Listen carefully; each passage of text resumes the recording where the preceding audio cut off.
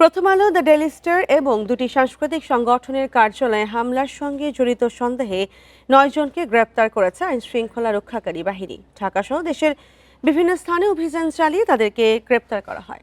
গ্রেপ্তারকৃতদের মধ্যে 7 জনের পরিচয় তাৎক্ষণিকভাবে নিশ্চিত হওয়া গেছে। তারা হলেন মোহাম্মদ কাশেম ফারুক, মোহাম্মদ সাইদুর রহমান, রাকিব হোসেন, মোহাম্মদ নাইম, ফয়সাল আহমেদ প্রান্ত, মোহাম্মদ সোহেল রানা এবং মোহাম্মদ শফিকুল ইসলাম।